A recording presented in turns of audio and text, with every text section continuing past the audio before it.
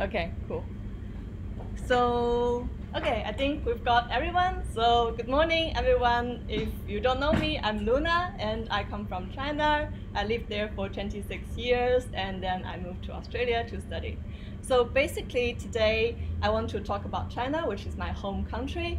And actually, I think China is not like a strange country or like an unfamiliar country to most of us because everyone must have some knowledge about it.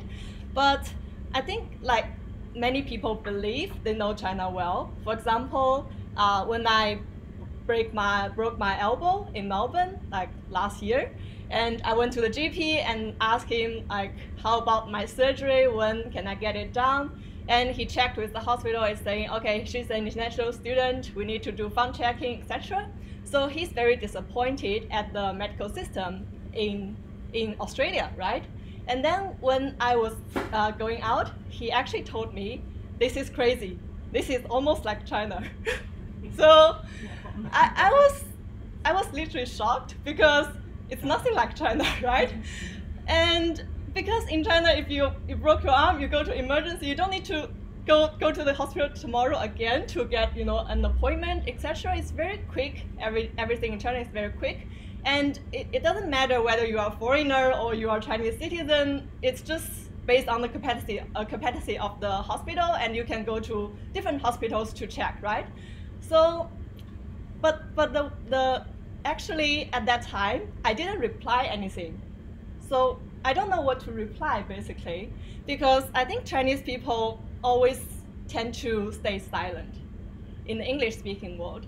So before I was actually decided to give this presentation, I talked about this idea to many of my friends, and they actually tell me, no, don't do it, right? So I think there are a couple of reasons Chinese people tend to stay silent. The first is lack of English. It's difficult for us to articulate ourselves accurately in English, and even for me, I need to do a lot of research and to prepare this presentation.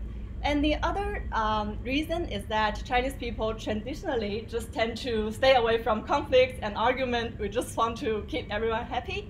That's how our mindset works. And another reason, like interestingly, in the Western world, I think people pro-China are sometimes at the risk of being seen as brainwashed or being influenced by the Chinese government propaganda. And sometimes it's even politically incorrect to say China is good, right? And many of my friends actually tell me it's very difficult to change people's opinions, so just don't waste time talking with them, so just focus on your own thing. That's how their mindset works, right? But for me, I think I'm not thinking about changing people's opinion. I just want them to understand us more, right? Because I think if we share the information with them, if we talk about China with them, actually it brings us to the mutual understanding a little bit more closer, right? It's not like you must change them. You just need to talk about your own country, freely express your opinion. And I think it's very important for Chinese people to actually stand up or speak out to describe China in their own words. So that's why I decided to talk about China. And wait, what happened? Okay. Okay, so basically, I think a lot of people ask me these controversial questions, whether Taiwan is an independent country, why people are so angry about the Hong Kong protesters. So these controversial questions, for me, it's very difficult to answer because you need to actually know the Chinese history or the Chinese people's mindset before understanding why we are thinking that way, right? So here, I really don't want to go into this question or answers because I think it's actually more useful for us to understand a little bit of the Chinese history, right? How we come through. So basically, China has more than 5,000 years of history. Everyone knows that. And I want to focus on the last dynasty, which is the Qing dynasty. It was founded in the 17th century. And at that time, you can see here. So basically, this part is like the Qing dynasty is quite stable on its own. But on the other hand, in the world, there are something happening, like the first industrial revolution happens, and also it ended in 19th century, right? But in the meantime, the Qing dynasty didn't do anything, like they didn't embrace the Industrial Revolution. So that actually brings China to its 100 years of humiliation. So basically, it has to face its tragic destiny when it was so far behind the whole world. So this is some Chinese people are addicted to the opium. So as you can see, the Opium War actually is the start of the Chinese modern history. The cause is basically China wants to ban the opium in the society because it's causing so much problem, right?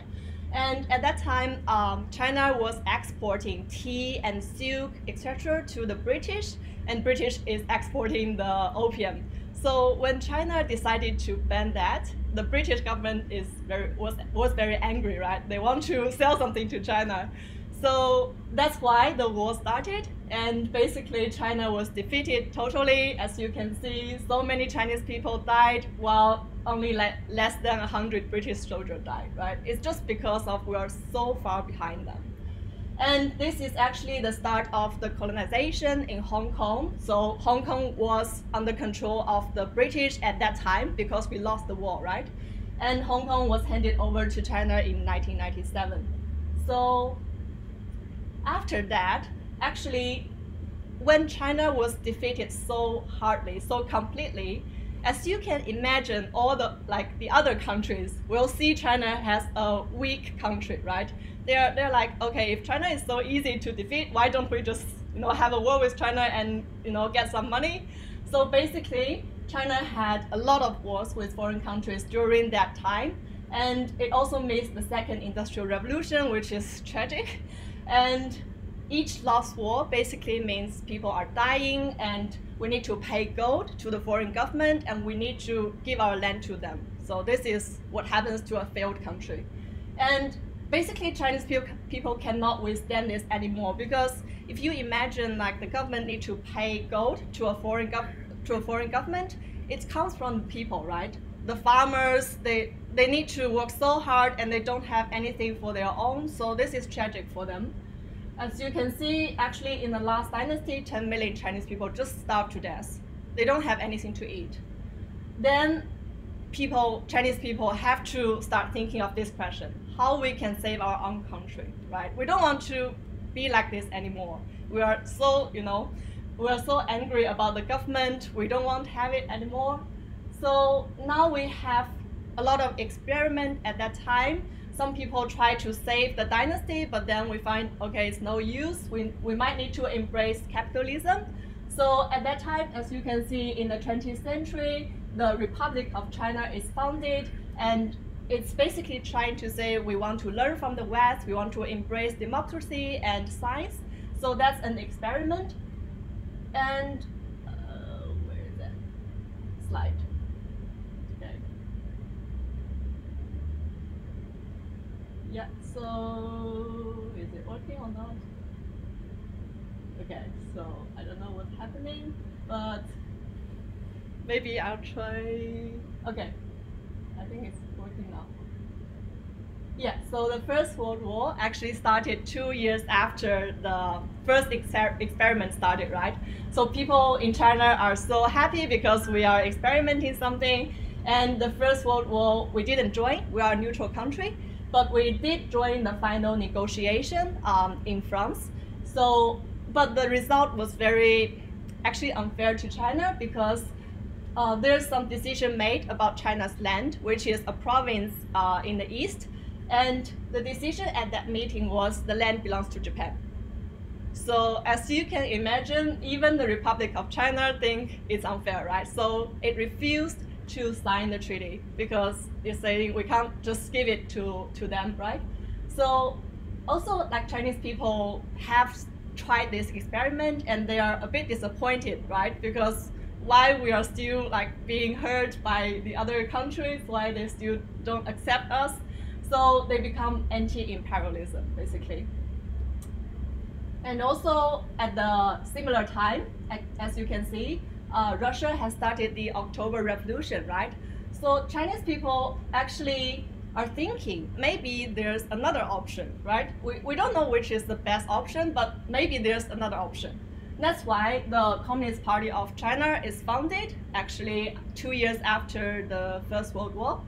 So this is basically the options for the Chinese people, whether we embrace capitalism, whether we embrace communism, or whether we become a colonized country, but I don't think anyone actually wants that, right? So I don't think it's an option at all. So because people are not sure which one to choose, we have to fight. So the Chinese Civil War has started for 10 years, and we didn't reach a conclusion. At the same time, I think Japan has invaded China. So the two parties are like, okay, we stop fighting. We just fight back to Japan because we want to defend our own country. So it has lasted for 8 years, and it's tragic for Chinese people as well. Where is the slide? Okay, there's something wrong.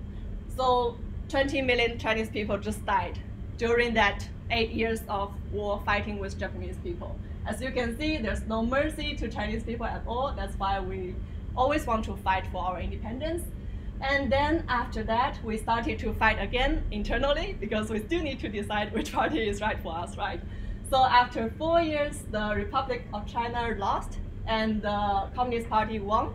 And then the lost party actually went back to Taiwan province as their base, right? So basically, that's the root cause of the Taiwan issue. It's just because of the civil war, the lost party went there, right? And also, as you can see, the United Nations has excluded Taiwan as a nation in the United Nations. So it's like China is the only legitimate country to represent China, right? And also, Taiwan and the mainland China has reached an agreement saying there will be only one China in the world. So that's some of the background. And now, if you look at the map of China before the Opium War, it's like this. It's a bit different from the map today. It's like all the red land are lost during the 100 years of humiliation. It's like we sign the agreement with foreign government, then we give our land to them, right? So it's pretty tragic for the Chinese people to actually, review that part of history. And also, okay. And I think that's why I want to talk about the Chinese history first, before actually discussing anything about China, because that's actually the key to understand our mindset and also our national sentiment, because we always say we want to get stronger again. It's just because we were hurt so hard at that time. As you can see, the red line is China. It's like always been the top in the world, but if you can see here, that's the 100 year of humiliation. We're just sliding down like nearly to the bottom, right? So that's really painful for the people to think about that. And now let's just think why people are, having these options and why we are choosing CPC instead of the capitalism. So we actually want to know whether it's a wise choice or not, right?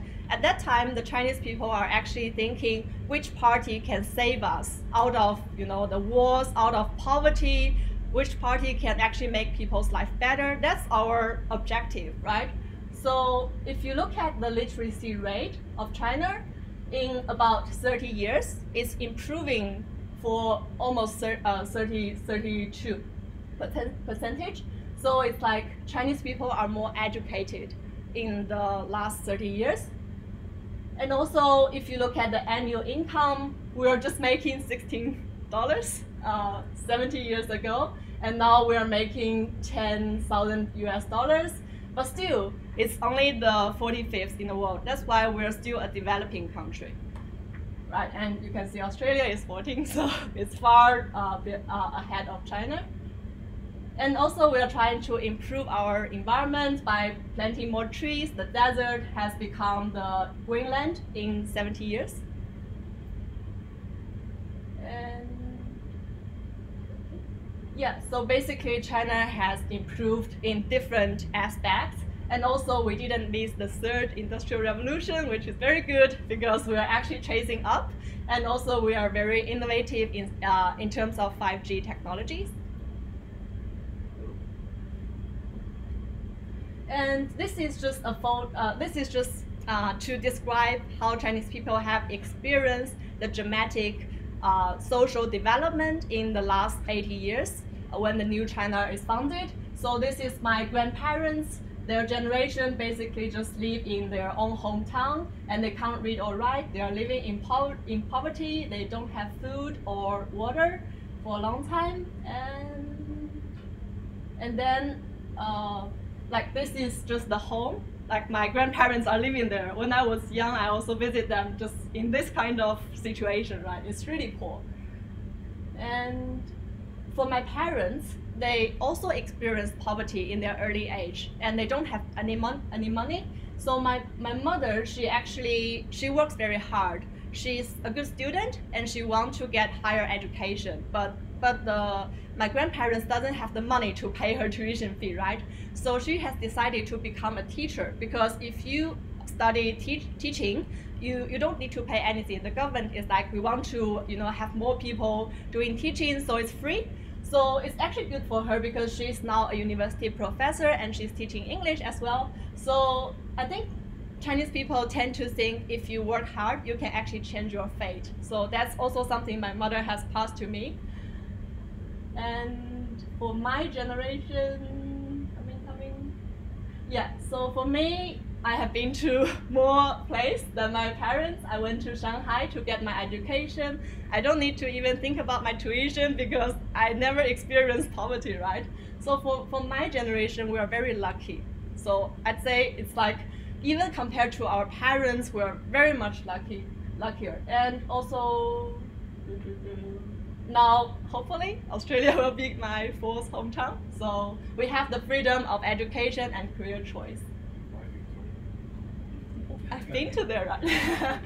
So yeah, basically, I think from all the history or the stories that I've told, you can see that Chinese people are really keen to improve ourselves. Because even like we had that 100 years of humiliation, not like Chinese people are not thinking why they did this to us. We're just thinking it's because we are so weak. Like we always find problems on our side. That's why we always concentrate on changing ourselves, try to improve ourselves, being more independent. And also we constantly think how we can do better. The West has so much to learn from them, so we are learning from them. And some people I know, they are quite disappointed about China. Like they were actually thinking if China has a different political system, it can be already top 1. It's not like top 2 now.